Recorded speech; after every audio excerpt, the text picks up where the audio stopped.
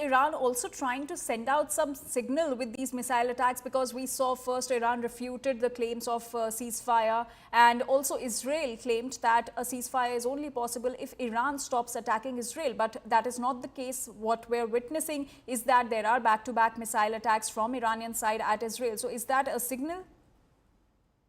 It is open to interpretation at this point, to be honest with you, Anjali. I mean, yes, there's 45 minutes, 40 minutes left for this ceasefire to start. So we do not know if this is, the last strike that Iran wants to take on Israel. But if they are trying to send a message, they're sending a wrong message to the West. They're sending a very wrong message to Israel. They're sending a very wrong message to President Trump, who's taken pride in announcing the ceasefire. So I hope better, sense prevails in Iran, and they stop, these attacks on Israel, especially after agreeing to something. Now, obviously, we've seen messaging from Iranians that, they'll agree to a ceasefire if Israel does not, attack them after 4 a.m. Tehran time. And we've also seen messaging that, they do not want to, they have not agreed to anything, and they will do this on their terms, and et cetera, et cetera. But the bottom line is there is definite agreement with the Qataris that Iran has agreed to this ceasefire or staggered ceasefire as announced by President Trump. So if this is some kind of messaging, it probably is messaging towards escalating this war and sort of stumping President Trump after agreeing to a ceasefire, which obviously will not go well in Washington, D.C. Right, Rohit, do stay with us. We'll now tell our viewers about the United States military bases in the Middle East. If we talk about Bahrain and Qatar, Kuwait, United Arab Emirates, Iraq, Saudi Arabia, Jordan, all of these places, the US is having its military bases in the Middle East. Bahrain, Qatar, Kuwait, United Arab Emirates, Iraq, Saudi Arabia, as well as Jordan. Now, we'll tell you about the particular bases that the US has in these places. Now, if we talk about Qatar, it's the Al Udeid Air Base that was attacked by Iran last night, and it's also the embassy in Doha. If we move to UAE, it's the Al Dhafra Air Base, Jebel Ali Port, Fujairah Consulate in Dubai, embassy in Abu Dhabi. And if we move to Saudi Arabia, it's the Prince Sultan Air Base, Eskan Village Embassy in Riyadh, consulate in Jeddah, consulate in Dhahran. Moving on to Kuwait, it's the Camp Arif Jan Camp, and it's the Camp Buering, Ali Al Salem Air Base, Ahmad Al Jaber Air Base, and embassy in Kuwait City. Moving on to Bahrain, where it's the Naval Support Activity, Bahrain Embassy in Manama, and in Jordan, it's the Muwaffaq Salti Air Base Embassy in Amman, and in Iraq, it is Ain al-Assad Air Base, Erbil Air Base, Union 3 Embassy in Baghdad, and also the consulate in Erbil. Moving on to Turkey, where it is the Incirlik Air Base and Embassy in Ankara, also the consulate in Istanbul and the consulate in Adana.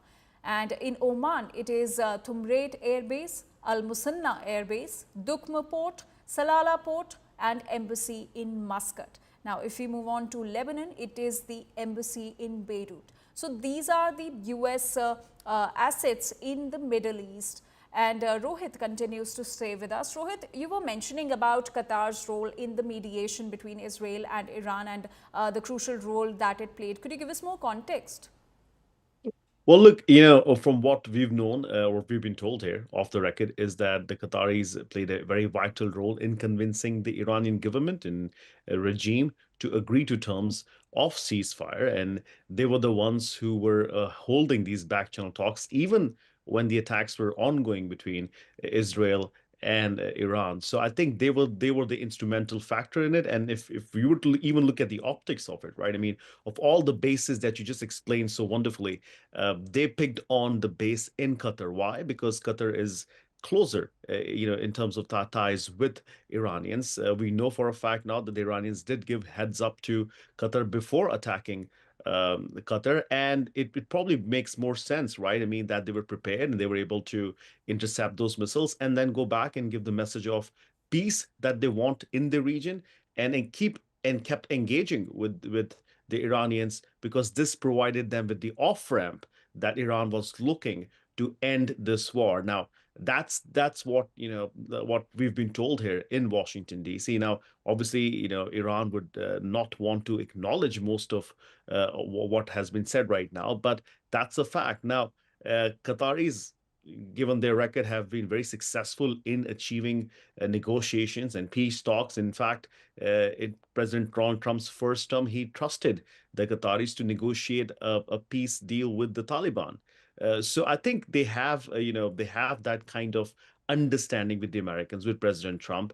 And as recently as last month, President Trump was in Qatar and he was welcomed there, and we saw all those images. So I think they've played as the mediator, as a negotiator in this, and for obvious reasons, I think Iranians trust the Qataris the most.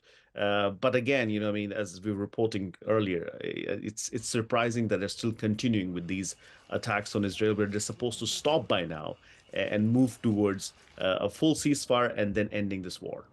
Right. Rohit, do stay with us. We'll come back to you for more updates. But we're also being joined by India Today Global's Pranay Upadhyay. Pranay, amid all the claims of total ceasefire which are being made by the United States, we're seeing back-to-back missile attacks by Iran on Israel. So clearly, the announcement that was made by Donald Trump is not resonating on the ground. You're absolutely right, Anjali, that the claims made on social media platform by President Donald Trump are not being corroborated and evident on the ground, because recently the sirens are still sounding in Israel, and the Iran has fired missiles in targeting various areas of Israel. Especially the Beersheba has again been targeted by Iranians.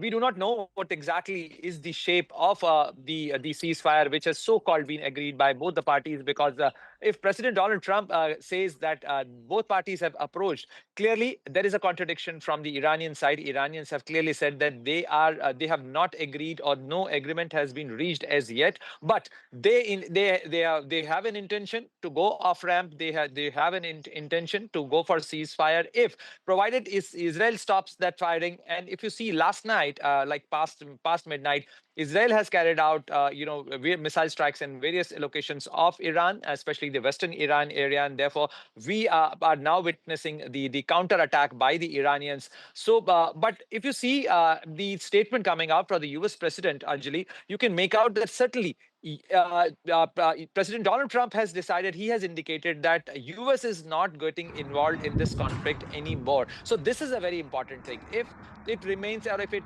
restricted between the Iran and Israel, then definitely this dimension gets reduced. But if the US is not getting involved in this, this is also an indication that there is no further escalation, especially for the Middle East, because that was the concern. Last night, when Iran retaliated and Iran fired missiles targeting the Al Udeid air base in Qatar, there were reactions.